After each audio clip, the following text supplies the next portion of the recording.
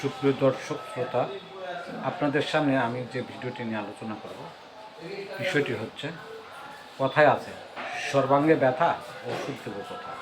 আসলে সব জায়গাতে যদি ব্যথা হয় তাহলে ওষুধ কোন জায়গায় লাগাবেন? আবার যদি মাথা ব্যথা হয় তাহলে কি আপনি মাথা কেটে ফেলবেন? ঠিক আপনার ব্যথার জন্য ব্যথার ওষুধ খাওয়া আর মাথা ব্যথায় মাথা কেটে ফেলা ঠিক একই অবস্থা।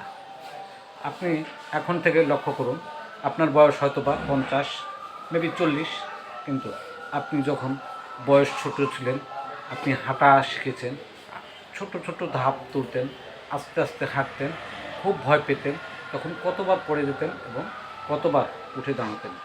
তখন তো আপনাকে কোনো ব্যথার ওষুধ খেতে হয় না। হ্যাঁ, ব্যথার ওষুধ খেতে হয় কখন? যদি কোনো অপারেশন হয়, বড় ধরনের কোনো ইনজুরি বা আঘাত লাগে, অথবা আপনার কোনো ধরনের চোট পান, সেক্ষেত্রে ব্যথার ওষুধ খেতে হবে। কিন্তু ব্যথার ওষুধ এমনিতে আপনি সাধারণ বাতের সমস্যা বলে যে ওষুধগুলো খান, সে ওষুধগুলো কখনোই খাবেন না। কারণ সে ওষুধগুলো খাওয়া মানে ওই যে কথায় আছে না, যে মাথা ব্যথা হলে মাথা কেটে ফেলা, ঠিক ওই ধরনের হবে। তাই আপনি নিজে সুস্থ এবং সুস্থ দেহ নিয়ে সুদীর্ঘ জীবন লাভ করতে হলে অবশ্যই আপনাকে কিছু নিয়মকানুন মেনে চলতে হবে।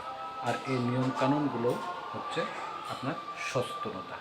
তাই আপনি যে কোনো ব্যথায় হরহামেশাই নিজের ইচ্ছা মতো ডাইক্লোফেনাক সোডিয়াম হোক আর ইন্ডোমেথাসিন হোক, কোনো ধরনের ব্যথার ওষুধই আপনি কিনে খাবেন না, বা কোনো একজন ওষুধের দোকানদারের কাছ থেকে, যাদেরকে আমরা কেমিস্ট বলি, কিন্তু আসলে তো কেমিস্ট কয়জন আছে? কেমিস্ট তো নাই। সবাই টাকা হয়েছে তাই ওষুধের দোকানে বসে আছে, তাদেরকে কেমিস্ট বলা যায় না, তাদেরকে বলা যায় ওষুধের দোকানদার। আর তাদের কাছ থেকে ওষুধ কিনে খাবেন, তাদের বুদ্ধি পরামর্শ নিয়ে ওষুধ খাবেন, আপনার ভবিষ্যতে সমস্যা হতে পারে। কারণ ব্যথার ওষুধ যদি আপনি দীর্ঘদিন খান, তাহলে আপনার পেপটিক আলসার হতে পারে, ডিওডিনাম আলসার হতে পারে, আপনার ক্ষুধামন্দা দেখা দিতে পারে, আপনার মুখে ঘা হতে পারে, হাইপার অ্যাসিডিটি হতে পারে, লিভারের সমস্যা হতে পারে, এমনকি লিভার সিরোসিস বা লিভার পচে নষ্ট হয়ে যেতে পারে, জন্ডিস হতে পারে। আবার আপনার হার্টের সমস্যা হতে পারে, আপনার ব্রেনের সমস্যা হতে পারে, এমনকি আপনার কিডনিও বিকল হতে পারে।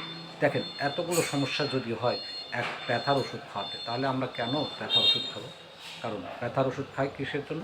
সুস্থ থাকার জন্য। তো ওষুধ খেয়ে যদি আমি সুস্থই না হই, অসুস্থ হয়ে যদি পড়ি, তাহলে কেন ব্যথার ওষুধ খাবো? হ্যাঁ, আপনাদের সুন্দর একটা পরামর্শ বা সাজেশন দিই।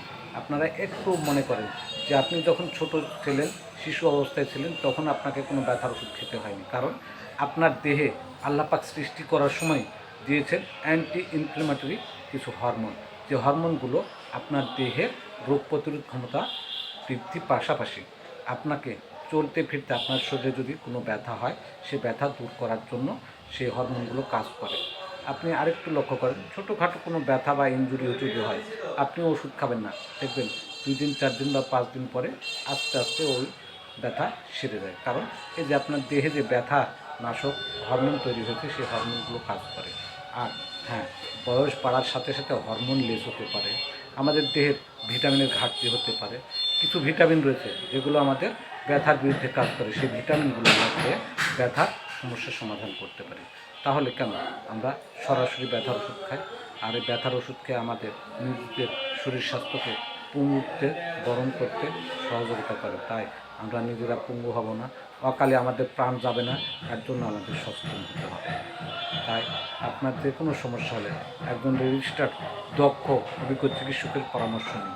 যে কোনো ওষুধের দোকানে গিয়ে, বা ওষুধ সম্বন্ধে যাদের ধারণা নেই, হোয়াট ইজ ড্রাগ, ড্রাগ কী, ড্রাগস বা রেমেডি বলতে কী বোঝায়, যারা বলতে পারবে না, তাদেরকে তো আপনি কোনো চিকিৎসা তাদের কাছ থেকে নিতে পারেন না। তারপরেও আপনারা পয়সা বাঁচানোর জন্য বা অল্প খরচে পার হওয়ার জন্য আপনি ওষুধ খাচ্ছেন। কারণ আপনি সুস্থ হবেন অল্প খরচে, কিন্তু না, আপনি সুস্থ হওয়ার চাইতে অসুস্থ হয়ে পড়েন বেশি।